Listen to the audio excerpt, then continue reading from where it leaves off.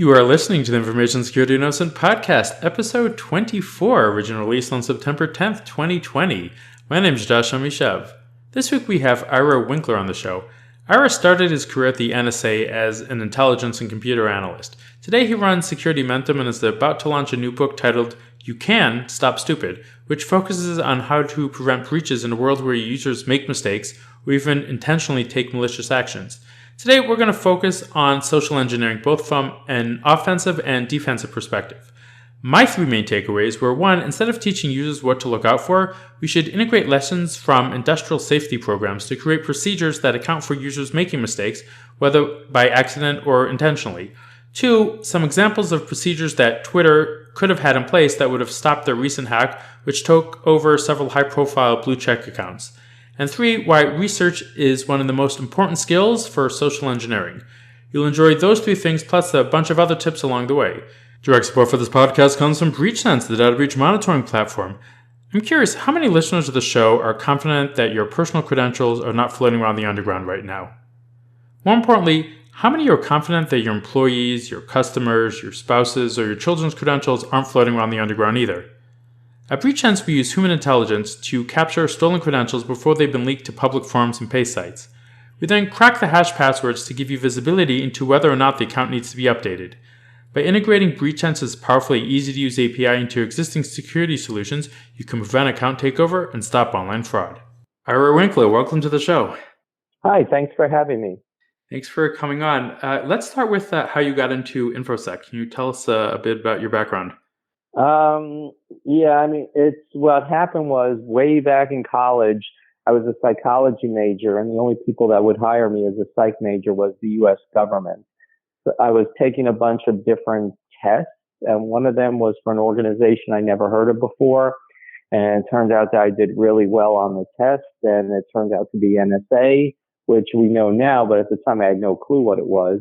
And I got hired by them. I took an introductory class that allowed me also time to interview around. I started out as a job as an intelligence analyst, which meant I was analyzing incoming data on different types of military units, working in the National Signals Intelligence Operations Center. Turns out I really hated that job, and I found that if I would have taken the computer internship I was offered, I could get paid more. So I reapplied for the computer internship, got into that, and then I did 3 rotating tours around NSA in different computer roles, such as I could actually say my first official computer was a Cray. So I was doing supercomputer programming for cryptanalysis. I then went on to do some systems development design and more specifically white box testing of a system that was going to be deployed around the world. Then I went into tactical support to military operations, which meant I was doing some developing new systems for little green trucks, for lack of a better way of describing it, running around Europe. And then I also ended up doing, after that, I graduated the intern program, was officially a computer systems analyst, and I got into some roles. And after a while, I ended up going to government contractors, primarily doing systems design, systems development. A lot of the human factors at that point, once I left the government, I was able to do attend conferences and events. I wrote papers for user-centered design conferences, human factors conferences, which I really liked. This all becomes relevant, obviously, later. And then one day somebody said, instead of going down to the Pentagon where I was designing and developing one of the first intranets on the team, they said, instead of going to the Pentagon, can you make a few phone calls? And 3 days later, I had control over one of the world's largest investment banks. They kept, they asked me, they said, we need you to call up this company, find out who they use as an overnight carrier, then call them back, find out what systems they have in the library. I'm like, why? That's stupid. And then they're like, well, we have a contract to find out as much about the company as possible without breaking into their computers. I'm like, in that case, who cares who they use as an overnight carrier? Let's get their account numbers. Who cares what systems they have in the library? Why don't we get user IDs and passwords? And they're like, oh, that sounds like a good idea. And then, eventually I just kept, went with the flow. and was able to access their financial transaction computers, had them send me a personally configured computer so I could log in and do remote things and stuff like that. And it was a lot of fun. Anyway, I wrote a paper about that because, again, my company had a policy that if you had a paper accepted at professional conferences, they would have to send you. So I wrote a paper to a security conference, which at the time, I guess that was 1995 or so. I'd never been to Salt Lake City, Utah, and there was this event there. So I sent it in. Turned out to be what's known as the LISA conference, sponsored by Usenix, which was one of the more prestigious security events. And the paper was called The Seminal Work in Social Engineering. And I had to look up what seminal meant and what social engineering meant. That's a bit of a joke, but in all honesty, I didn't think it was that revolutionary, but it was. And people came to me to do weirder and weirder stuff. Eventually, I left government contracting, and I went at the time to the International Computer Security Association and was running their antivirus product and firewall certification programs, and continued to do these penetration tests and what I called espionage simulations. And then eventually they wanted to get out of consulting, so I started my own company, Internet Security Advisors Group, that I grew and eventually sold to HP, where I became chief security strategist. Then for a while I was on my own, started a company, Securementum, which focuses on the human aspects of security because it's too easy to convince people to do things they shouldn't do. The hard part's stopping them from doing it. So I wanted to focus on that. And that's at the moment what I'm doing now. And besides writing books on the subject. Yeah, sorry. Okay. So let's talk a bit about the human element. And I think your upcoming book is called You Can Stop Stupid. What are your contrarian views on actually solving issues that the root cause are humans? Well, here's the problem with the industry as I see it. They're looking at the users as the paragons of virtue. You hear expressions like creating the human firewall, making your users the first line of defense, making your users the last line of defense. This should not be controversial at all. However, for some reason, saying a user is just a part of your system, much like, for a virus to impact your system, that means there's a failing of your technology. A user's going to fail, just like any other piece of your system. And by saying like the user is some special snowflake that we have to treat like this wonderful person and these people who are resources that we should train to be, epitomized, it's like, I acknowledge the user is important, but a user is going to fail. A user is just a part of the system. And our goal is awareness is critical. Don't get me wrong. People say I'm trying to argue against it. No, awareness is a critical risk reduction tool, and that's a given. But to say somehow awareness can stop a problem that started long before the user ever came onto the system is absurd.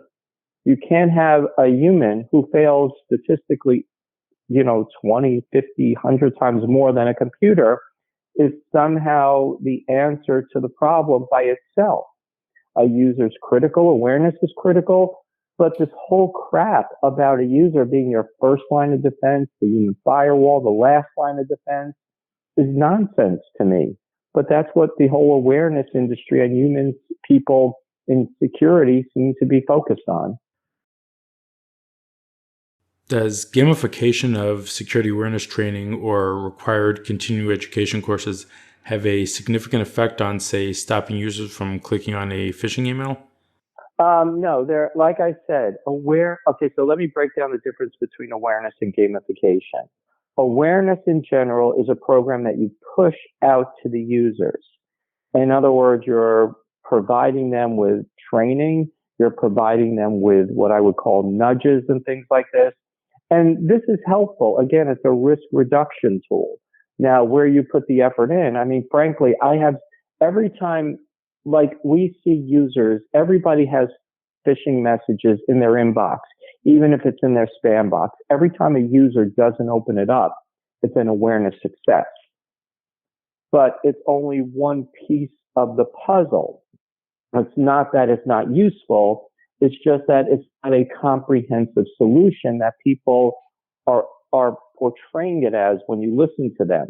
I'm not saying they actually believe it, but that's how they portray it. Then gamification. Gamification, for the most part, is a gimmick, and people don't understand what gamification truly is. Um, Gamification can theoretically be an awareness program itself, but frequently it's just, an enhancement. And too many people don't know what it is. So what is gamification? It is not a game. And too many people think, well, if I have my videos and my videos have this game embedded, I'm doing gamification. No, you're doing a different way of providing awareness. On the other hand, gamification is a reward structure for rewarding people for doing the things you want them to do. A frequent flyer program is the most common example of a gamification program that we have. So, for example, the company says my business driver is I want to reward people for flying my airline consistently. I also want them to use my airline branded credit card because we make money on that as well. So I'm going to reward people for every flight. I'm going to reward people when they use the credit card because we get a bonus for that. And that's gamification. That's not a game. It's a reward structure. And if you're going to do that inside an organization, like rewarding people for catching them doing the right thing, that's true gamification, and that has a benefit.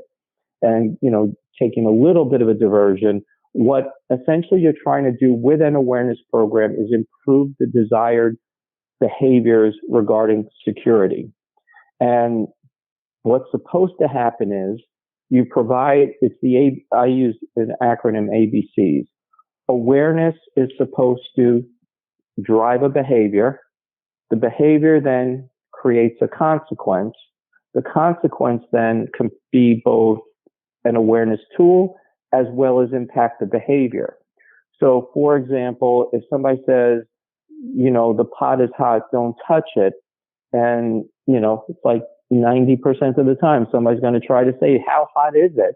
And they're going to go to touch it. If they, frankly, sometimes it's not hot and they're going to go ahead next time and say, that person told me that was a hot pot. It really wasn't. I'm going to grab the pot the next time. On the other hand, if you burn your hands, you're not going to go ahead and touch that again. The consequence does more to reinforce the behavior than telling people something. And that's where gamification comes in. You want to tell people something, but you reward them for doing the thing you want them to do. That's a more effective type of program for driving the behavior, which is the most critical aspect that you're trying to get at with an awareness program. Hopefully that all made sense. Yeah. So in that case, what is the right way then? Like traditionally, we can't hold end users responsible because they can't be tricked. So what is the right way then to put in protection in place so that we don't have to rely on the end user not clicking on a phishing email link? Well, in the first place, I would take a little bit of exception when there's an expression, you can't blame the user. There is the first concept of in the right situations, not only can you blame them, you should blame them. There's what's called in the safety, because what I do essentially lately is apply safety sciences to the field of computer security, and I'm baffled that nobody's done this before. I should say cybersecurity. That's the greatest buzzword. And it baffles me that everybody thinks that the cybersecurity community is so unique that we can take lessons from safety science, which has essentially been trying to solve the same problem we have for 100 years. So what I tend to look at it is, how do you solve this? It's like you can blame a user, because if you provide the user with the proper guidance and the proper training and resources to do their job well, you need to do this. So for example, if somebody is a help desk person and somebody calls up and says, hey, I forgot my password, can you reset it? And you give them guidance to say, okay, to reset a password, we need the following criteria. If the person doesn't provide the criteria and they're like, oh, well, I'm kind of in a hurry, you seem nice, I'll just change your password. Yes, you need to blame that help desk person. On the other hand, before you do that, you need to stop and think, wait a second. What is the policy that help desk person should implement to go ahead and do their job? Do you give that person the appropriate authentication? There's, for example, a large gaming manufacturer, large game company that, has online games. And they came to me once to go ahead and evaluate their authentication scheme because they had people who were calling up and hijacking accounts essentially and then selling off the electronic game components that the user collected. And so I went through there and I went and defined a process of how you authenticate people with or without the available information. And then if they didn't have the available information, at some point you were supposed to tell the person to make copies of their driver's license and fax it into a given telephone number. If they could do that, then you went through the right process, but you need to first off define the process a user should go through to do their job properly. Unfortunately, most awareness training is telling users what to be afraid of, not telling people how to do things right. So we're training people to be the Elmer Fudd, as I joke around, which is a dated example for some, always being on the lookout for the wascally wabbit. Bugs Bunny, who's always trying to trick Elmer Fudd, and Bugs Bunny puts on a wig. Elmer Fudd doesn't recognize them. But what has to happen is you tell Elmer Fudd, okay, here's what Bugs Bunny generally looks like. And you need to look for these characteristics, not just look for Bugs Bunny as he stands, as you know him. So that's the concept of creating a just culture by providing people with the information of what to do. And then you also implement checks and balances. So for example, with the recent Twitter hack, one of the problems with Twitter was you had way too many people with access to the admin tool. That was one of the problems. Then simultaneously, when you're going to change President Obama's Twitter password, who has over 100 million followers, how is that right that only one random admin can change that password? That should have to go through several steps in the process. So again, even though a user could have been tricked for their admin password, that should not have resulted in major accounts being hijacked. There should have been some technical and operational processes in place which said we acknowledge somebody's gonna give away their password or be compromised, or more importantly, be malicious, because that happened because somebody deleted Donald Trump's account 2 years prior because they just wanted to as they left the organization. So those things happen as well. Hopefully I answered the question in that rant. Yes. Now let's talk a bit about social engineering. What are some practical tips that I think a lot of listeners of the show are pen testers? What are some practical tips that they can use to improve their social engineering skills?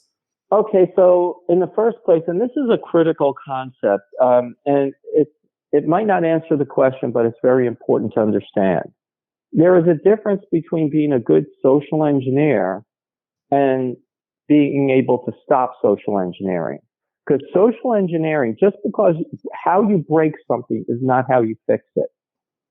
So I want to make that clear.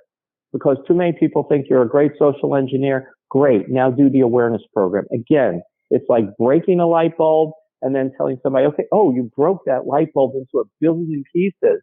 Now go ahead and fix the light bulb. That doesn't work that way. Same thing with social engineering. You could break somebody's mind, but it doesn't mean you could fix the mind. So when you look at this, in social engineering, you're essentially trying to manipulate somebody to do something that is against what they otherwise should be doing, whether it's providing them information, taking an action, not taking an action might be an issue like, oh, you're going to see this thing. I'm calling you up. I'm letting you know we're going to do something that's going to trigger an alarm. So ignore the alarm. That might be another social engineering ploy. But what you need to do is frankly research. You can't be lazy. You need to find out as much about your targeted organization as possible. You need to get names. You need to get titles. You need to figure out how do they do internal business transactions. In other words, if I want to call up and let's just say get a computer shipped to me? What do I need to get a computer shipped to me? If I want to change passwords, what type of authentication do you need? And you need to go ahead in this case and start doing, both open source research as well as you need to start doing light reconnaissance work. And this is by probing and, and like just picking away at different things to find information. And you need to come up with a strategy where you need to develop your targeted plans. There's for example, there's the DEF CON capture the flag event. And in that, it's kind of like they call it social engineering, but really what you're trying to do is it's not like you're social engineering to get a grand list of passwords. That is kind of a pseudo fake social engineering exercise where you're just trying to find out generic information on how to get better access to computers. It really depends. That could be one form of social engineering, but a good social engineer, they want to get information itself, which requires a different level of commitment, of strategy. And so that requires a lot of picking away, figuring out how the organization works, how they verify each other. And you need to develop this, write down things, track it, figure out your attack plan, how you're best going to get something, and so on. I wish I had some more generic, an example per se, but I do give examples in my books every so often, and I also write papers on them. But generally what you need to do is you need to probe to figure out how you get to the next level and have some end goal in mind. And if you're going to be a good social engineer, unless somebody just tells you, I just want computer access, that's nice. That's okay. But if you really want to have value, your goal in a social engineering test should be, how do you get access to the crown jewels of the company? You need to get something that is so valuable, it's critical. And then one tip I always say is always make sure you go after the CEO's secretary, because I don't want to make a scapegoat out of a low-level person who technically did nothing out of the ordinary. But sometimes they want to make an example and punish that person. So if I also get the CEO secretary, nobody's going to want to punish the CEO secretary, and they can't punish this innocent security guard who really just did what they were trained to do, and then let the CEO secretary go unscathed. Okay, you alluded to a story about social engineering a company to send you a pre-configured computer. Can you share that story with us? Yeah, so I was doing a social engineering exercise against the bank. And I probed, and doing some of the calls, I found out that you needed, in order to access the system, you had to be on the company's VPN. Makes sense. You just don't want somebody accessing the thing over an internet, or a typical, at the time, might have been a modem line. You needed to actually get on the system as an internal user.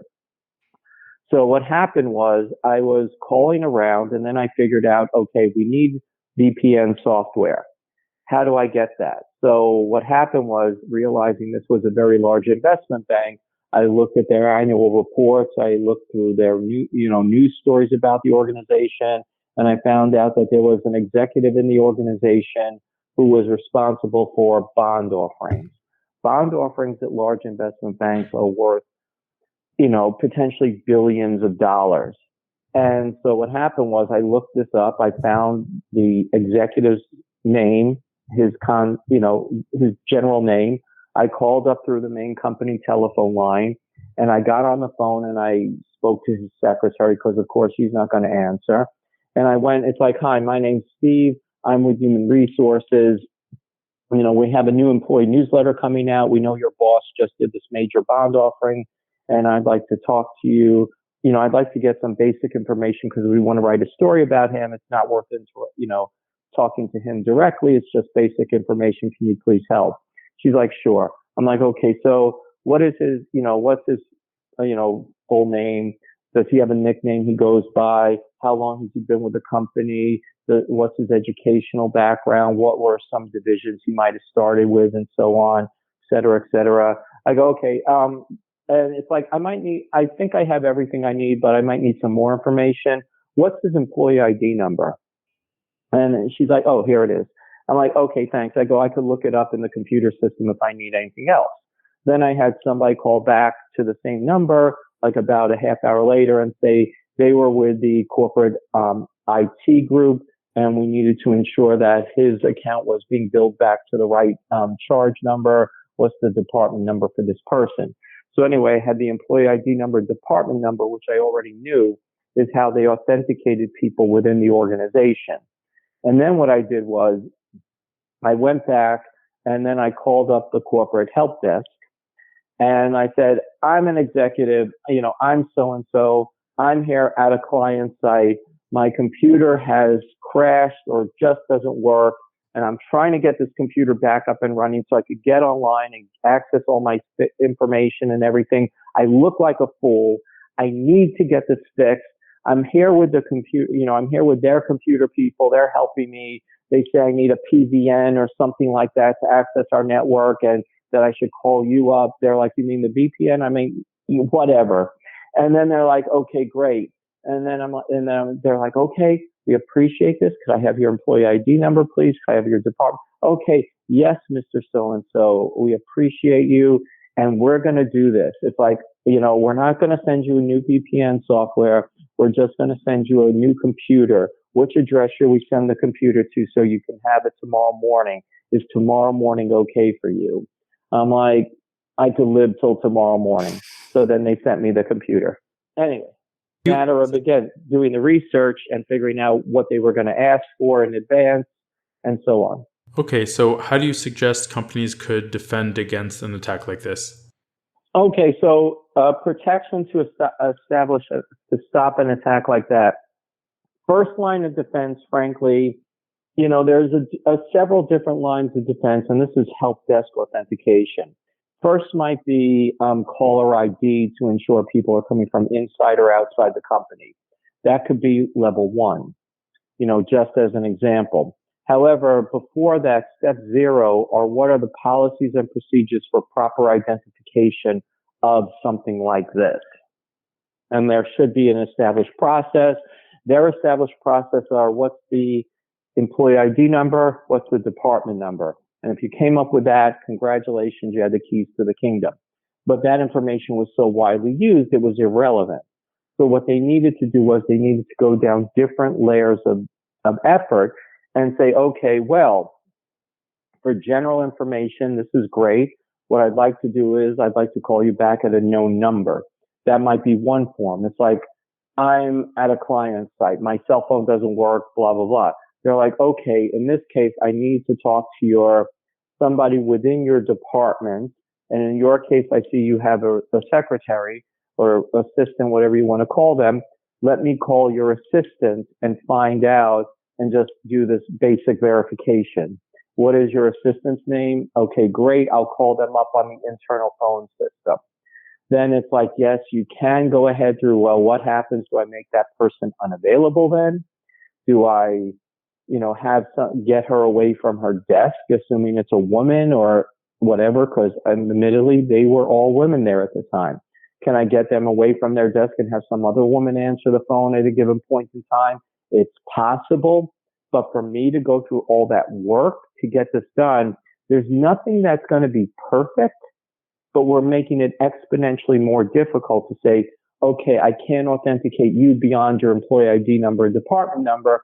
Now I'm going to have to talk to somebody inside the company at their desk in order to get you the information. Is it possible you can somehow compromise that? Yes. But again, it's not about perfect security. It's about risk management. What are appropriate steps and a reasonable level of effort to stop potentially a computer accessing the internal network from getting out to the rest of the world into an attacker's hands, as an example. And then you can go on through all those different methods of understanding the processes, the procedures, the verification, and so on. Hopefully all that made sense. Yes. All right. Now let's start to close up. We're almost at time. What would you say is your secret power? Okay. I generally have two secret powers that I think. One is my ability to communicate. I can get up in front of an audience and take whatever knowledge I have and get it across fairly well. Likewise, I can do it in writing because there's the whole concept of, you can help one person or you can help many. And I like to at least think I could help many because of my ability to communicate. Then you also have to know what to communicate. And that I like to break down into, I use the analogy of a martial arts master. I have a black belt in karate and everybody says, oh, do you know the secrets of the ninja? I go, here are the secrets of the ninja. There are no secrets of the ninja. There's only so many ways you can punch, so many ways you can kick, so many ways you can block. That's essentially what martial arts is. And what that people have done who work their way up the ranks have mastered the basic ways to punch, kick, and block. It's the same thing with a master plumber. It's the same thing with a master scuba diver, and so on. There's only so many ways to do things. You've just done the basics well enough that you have mastered them. And that allows you to combine it in different ways. So I like to describe there's only two ways to hack a computer. First way to hack a computer is by taking advantage of how a user administrator configures the system. In other words, do they overshare directories? Do they have bad passwords on the system? Do they share drives and so on and things like that? Then that's number one. Number two is you take advantage of vulnerabilities built into the software like buffer overflows and things like that, that no matter how well an administrator might configure the system, it can still be hacked and so on. And those are fundamentally the only two ways, and everything else kind of fits within those two. And that way I can talk about things and break it down by being able to figure out what are the basics of what I'm trying to accomplish and focus on that. Great. Okay, and if somebody wants to learn more about you, where are you on the web? You could go to irawinkler.com. That's kind of right now. I admit that's under construction. If you want to get me directly, you could go to my company website, Securementum, for now, which is SECUREMENTEM.com. But otherwise, irawinkler.com should hopefully be up and running again shortly. Great. Well, thank you very much for coming on the show. I greatly appreciate it. Thanks so much. That's it for today. If you have any feedback or questions, then please contact me at Jamoose on Twitter or podcast@breachsense.io. And if you got value from this episode, then please share it with a friend. See y'all next week.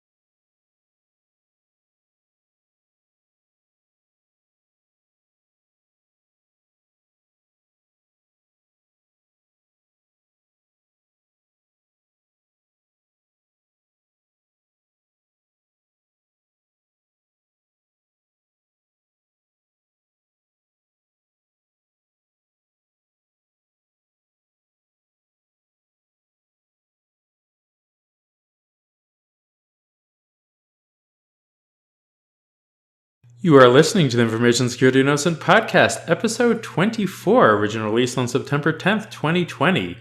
My name is Josh Amishav. This week we have Ira Winkler on the show. Ira started his career at the NSA as an intelligence and computer analyst. Today he runs Security Momentum and is about to launch a new book titled You Can Stop Stupid, which focuses on how to prevent breaches in a world where users make mistakes or even intentionally take malicious actions. Today we're going to focus on social engineering both from an offensive and defensive perspective.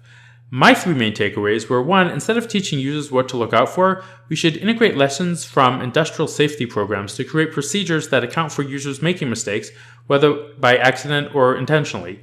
Two, some examples of procedures that Twitter could have had in place that would have stopped their recent hack, which took over several high-profile blue-check accounts. And three, why research is one of the most important skills for social engineering. You'll enjoy those three things plus a bunch of other tips along the way. Direct support for this podcast comes from BreachSense, the data breach monitoring platform. I'm curious, how many listeners of the show are confident that your personal credentials are not floating around the underground right now? More importantly, how many are confident that your employees, your customers, your spouses, or your children's credentials aren't floating around the underground either? At BreachSense, we use human intelligence to capture stolen credentials before they've been leaked to public forums and paste sites. We then crack the hash passwords to give you visibility into whether or not the account needs to be updated. By integrating BreachSense's powerfully easy-to-use API into existing security solutions, you can prevent account takeover and stop online fraud.